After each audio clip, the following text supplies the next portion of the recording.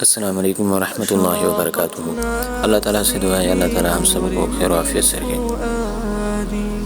اللہ تعالیٰ نے ہم سب کو اس دنیا کے اندر امتحان کے اندر رکھا ہوا ہے کہ ہم سارے کے سارے اس امتحان کے اندر جو ہے کامیاب بن کر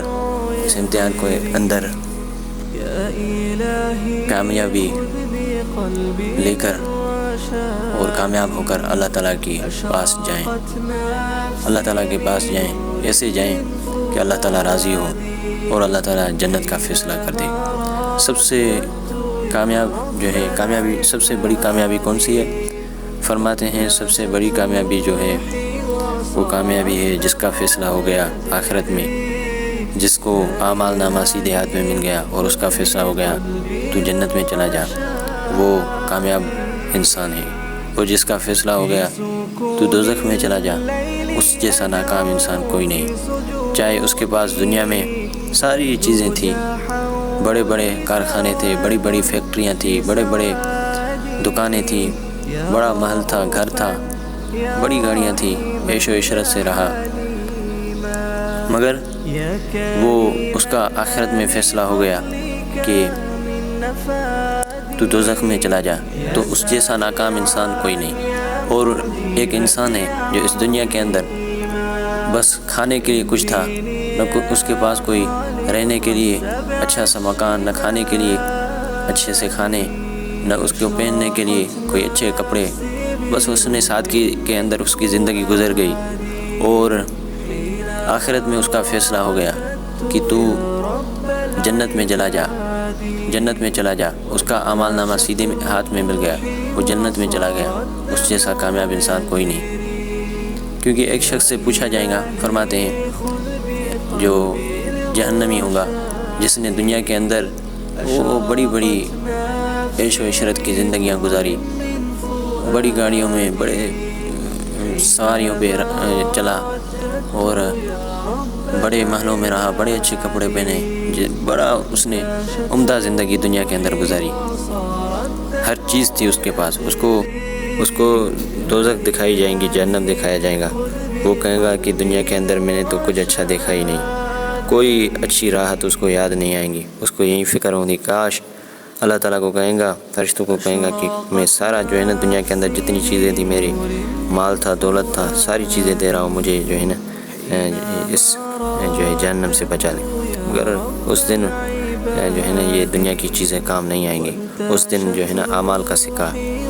چلے گا۔ اور ایک انسان ہے جس کو دنیا کے اندر اس نے بہت دکھ دیکھے اور تکلیفیں دیکھی، اس نے بہت دنیا کے اندر تکلیفیں دیکھ کر زندگی گزاری، سادگی والی زندگی اس کی گزری، تو اس کا جنت کا فیصلہ ہو گیا ہوگا، اس کو جنت دکھائی جائیں گی، اس کے سارے جو ہے ساری تھکن جتنی بھی ہوں گی وہ ختم ہو جائیں گی، جتنی بھی تکلیفیں ہوں گی ختم ہو جائیں گی، وہ کہے گا میں نے تو دنیا میں کوئی تکلیف نہ دیکھی ہے، اور اس کو جو ہے نا جنت میں ڈالا جائے گا، پھر وہ زندگی گزارے گا۔ فرماتے ہیں کہ سب سے بڑی جو منزل ہے آخرت کی وہ قبر کی منزل ہے، کہ اس سے جو کامیاب ہو کر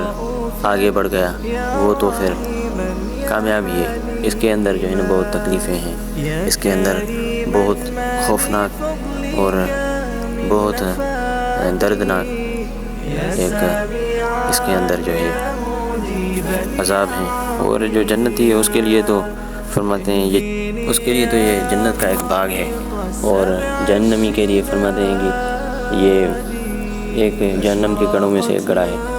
تو حضرت عثمان رضی اللہ تعالیٰ عنہ کے بارے میں آتا ہے کہ وہ قبر کے جب قبرستان سے گزرتے تھے تو قبروں کے اوپر بہت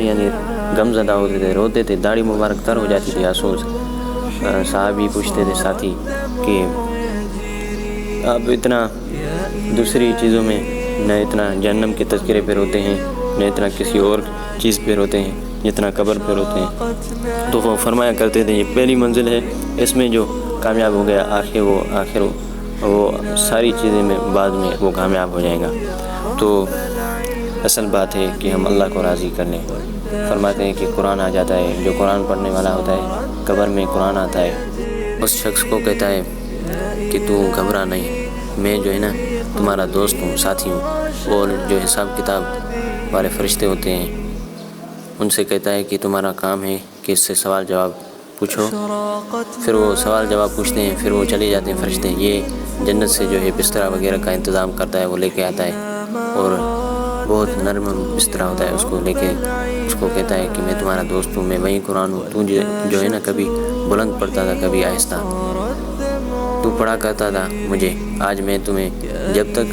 جنت میں تمہیں داخل نہ کرا دوں میں تم سے جدا نہیں ہوں گا۔ ایسے ہی نماز بھی آتی ہے، روزہ بھی آتا ہے، یہ جو ہے انسان کی شکل میں وہ آ جاتے ہیں، اس کے لیے دوست بن کر اس کو بہلاتے ہیں کہ اس کو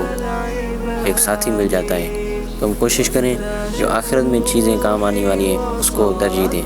فرماتے ہیں دنیا کے بھی کام کرنے ہیں مگر آخرت کو اوپر رکھنا ہے، دنیا کو پیچھے رکھنا ہے۔ جس نے دنیا کو آگے رکھا آخرت اس سے پیچھے ہو گئی تو پھر وہ اس کے لیے خسارہ ہی خسارہ ہے۔ اور حضور پاک صلی اللہ علیہ وسلم کی حدیث مبارک ہے کہ عقل مند انسان وہ ہے جو موت سے پہلے موت کی تیاری کرے۔ ہمیں تو کچھ آتا نہیں ہے کہنا، بس ہم سمجھتے ہیں، میں ایسے ہی سمجھتا ہوں کہ میرا یہ کام ہے کہ میں کرتا رہوں۔ ویسے تو کسی کو دعوت نہیں دے سکتے کیونکہ کوئی اتنا سنتا نہیں ہے، سنتے ہیں، میری بھی کمزوری ہے کہ ہم بھی شرماتے ہیں، اس لیے ایسے ہی بس کام کرتے ہیں کہ ہمارے کچھ الفاظ ہمارے دل پہ بھی آ جائیں، دوسروں کو بھی پہنچ جائیں، کہ وہ بھی ہدایت پہ آ جائیں، ہم بھی آ جائیں، اللہ اس کے ذریعے سے ہدایت دے دیں۔ بس یہ ہے کہ حضور پاک صلی اللہ علیہ وسلم کی حدیث مبارک ہے کہ سرسبز و شاداب رہے وہ میرا امتی، جو میری بات اس تک پہنچے وہ دوسروں تک پہنچائے۔ کوشش کرتے ہیں، ہمیں جو پتہ ہے اللہ تعالیٰ علم دے، اپنے علم سے علم دے، اپنے علم سے کہ ہم دوسروں تک، دوستوں تک، ہمارے رشتہ داروں تک، ہمارے جتنے بھی بھائی ہیں مسلمان بھائی ان تک پہنچائیں۔ تو یہ نماز، یہ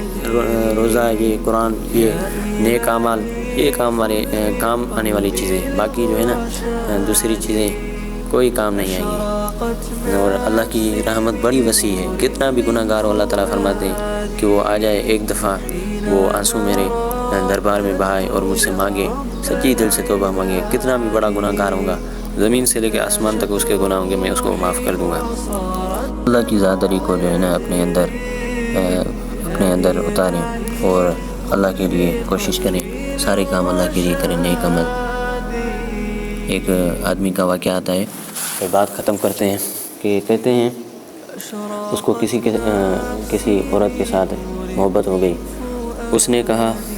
کہ کچھ بھی ہو جائے یہ اس کو جو ہے نا اس سے مجھے شادی کرنی ہے، اس کو جو ہے اپنی زندگی کے اندر بسانا ہے، اپنا ساتھی بنانا ہے۔ ایک عامل تھا، اس کے پاس گیا کہ جو ہے نا مجھے یہ لڑکی چاہیے کچھ بھی کر کے۔ اس نے کہا تمہیں مل جائیں گی مگر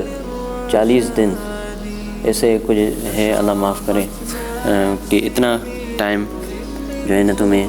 اللہ کی نافرمانیاں کرنی ہے، کوئی بھی عمل نہیں کرنا، وہ عمل کرنے ہیں کہ اللہ ناراض ہو جائے، پھر تو آ جانا، میں تیرے لیے دعا کروں گا کہ وہ تجھے مل جائیں گی۔